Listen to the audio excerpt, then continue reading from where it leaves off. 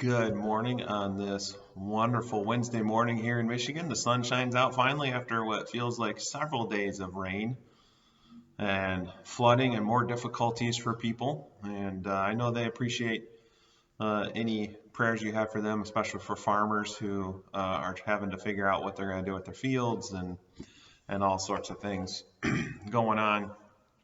But I still want to keep pushing through with our look at Joseph we've been doing for several weeks now. And I want to remind you of the story of Brian and Kristen. So I don't know if you remember last time we talked about Brian and Kristen and that they had a 7-year-old daughter who was in the hospital and had been in there 6 times and had 6 surgeries. Brian lost his job. Several family members had died in succession. Another one had just been diagnosed with stage 4 cancer. Kristen was pregnant with their 4th child and was having issues for several weeks in the hospital at the end of her pregnancy. And when the baby was born, she was stillborn and they lost the baby. And Kristen had said that she didn't think God would do that to her because he knew that it wouldn't be any good. They couldn't take it. They'd already been through enough. But what God shows is there's always more. And I want to look at Joseph, but we're going to spend a lot of time just talking about the influence that happened and what God does through Jesus. You know, Joseph was an early picture of Jesus. And so let's refresh where Joseph was, because like Brian and Kristen, Joseph was the favored son of Jacob, and as he came out to meet his brothers to check on them like his dad had told him to, he's thrown into the pit. And he has clothes ripped off and probably beaten. And they were talking about trying to kill him. They end up selling him into slavery. He's taken down to Egypt. He's sold to this guy called Potiphar, who is the head of the security for the Pharaoh, basically, Secret Service. He works in Potiphar's house. He rises to the top in Potiphar's house. Potiphar's wife thinks he's a pretty handsome stud.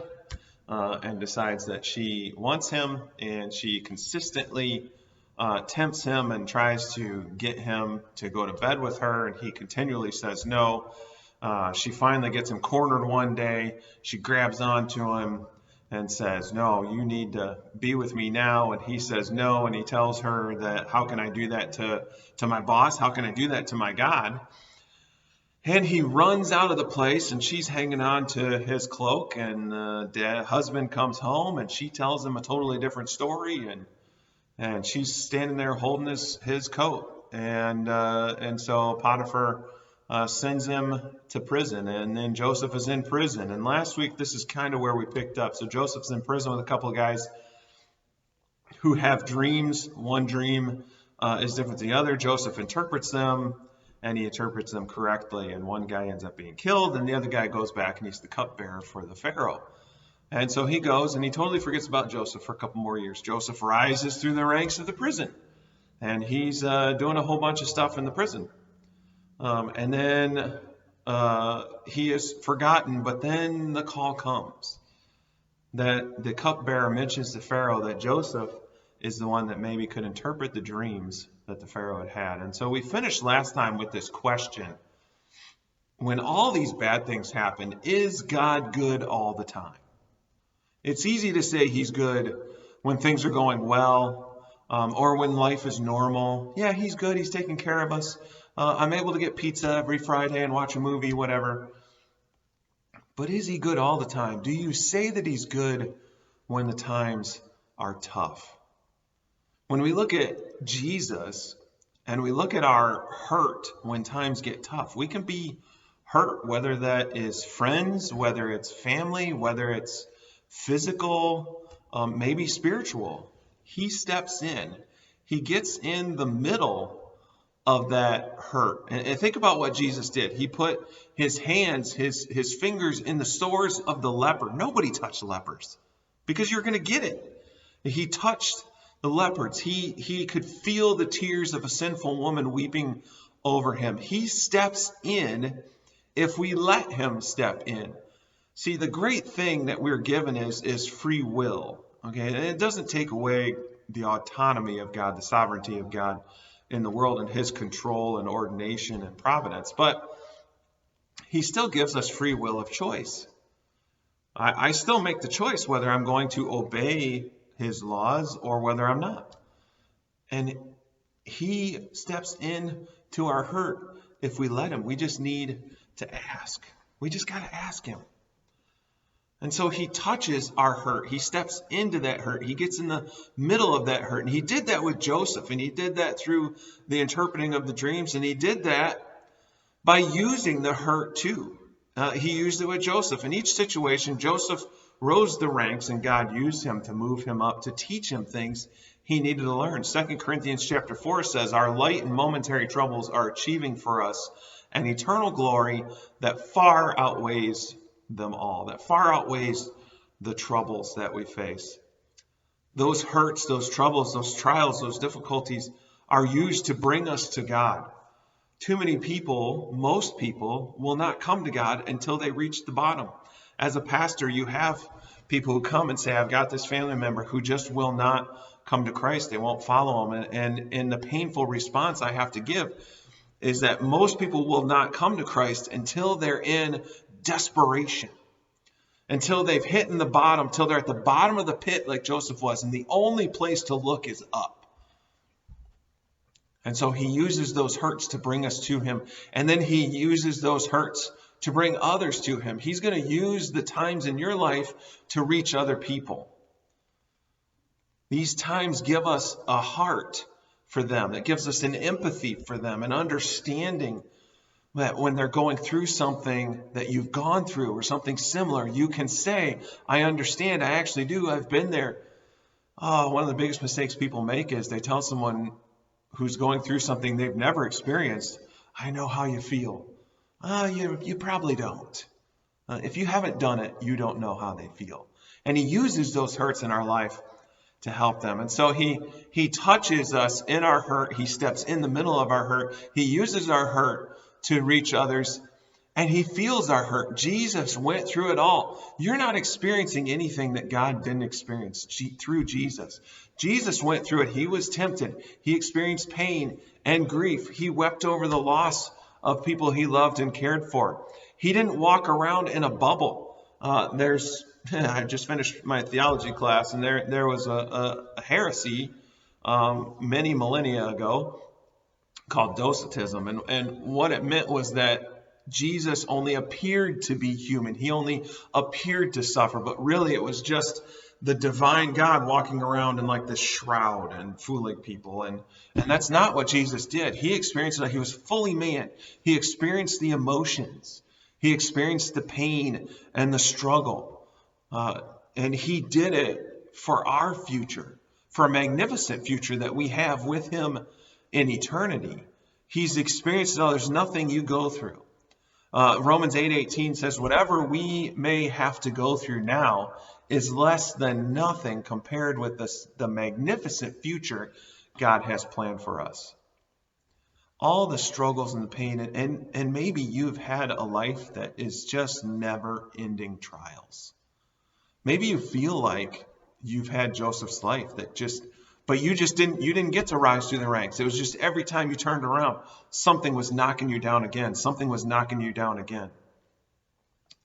Whatever you're going through now, Paul is saying in Romans, and this is a guy who had a pretty rough life after he found Christ. He could have had a much better life had he not followed Jesus, but Jesus got a hold of him, and his life was pretty rough. He was stoned. He had to be snuck out of cities because there were plots to kill him.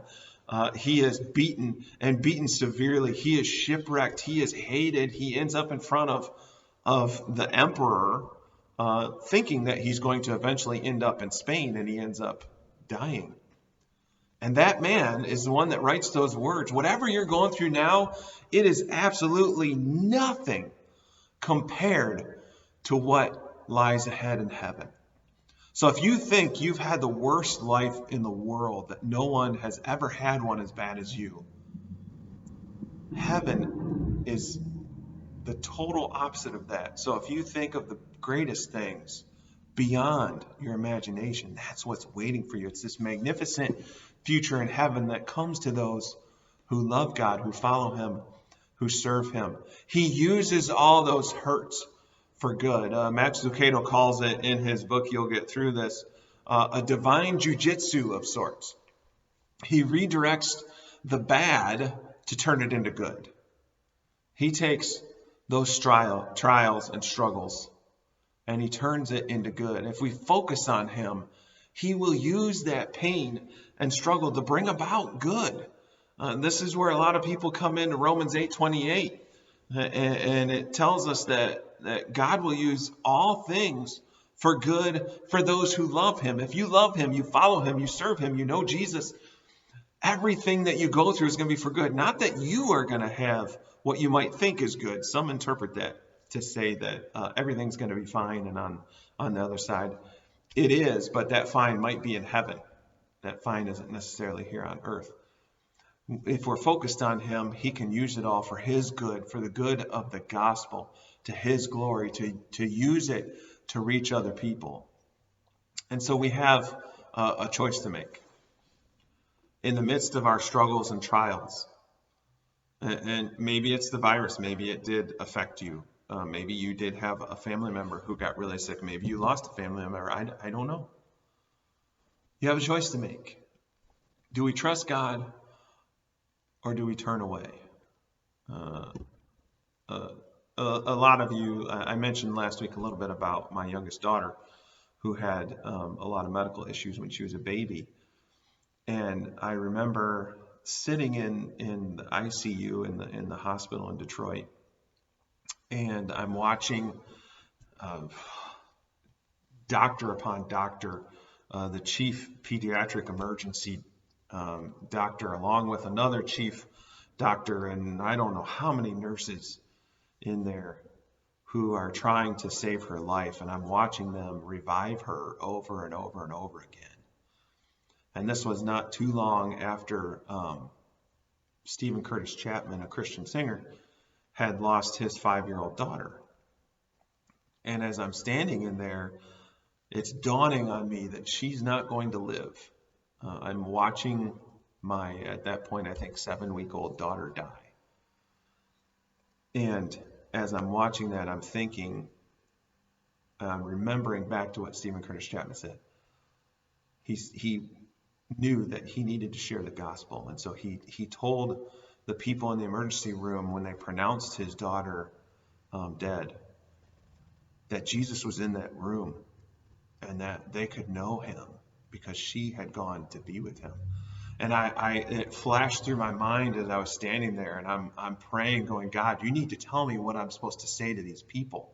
You need to tell me what they need to hear to know that even in the midst of this loss, you are my God, that I love you. And so we have to make the choice to trust God or to turn away. He will shatter the line that we put out there. You know, Kristen talks about how she made a line saying, God, you know, he's not going to go past that line. You make a line, he's going to blow through it. If you tell him you're never going to do something and you follow him, you're going to do it. He will take us past the spot we said we can't go.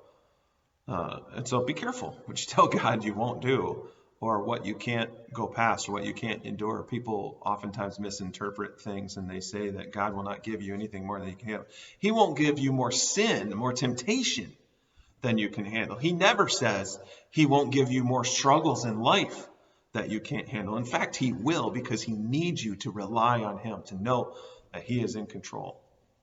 He will go past that spot, and we will have to make a choice. Kristen ended up making hers. She said this: I have spent weeks trying to figure out why a God I so love could let this happen to my family at such a time. She's talking about the loss of her daughter.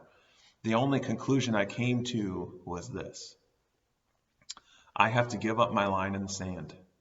I have to offer my entire life, every minute portion of it, to God's control, regardless of the outcome. My family is in God's hands. No lines have been drawn, no deals made.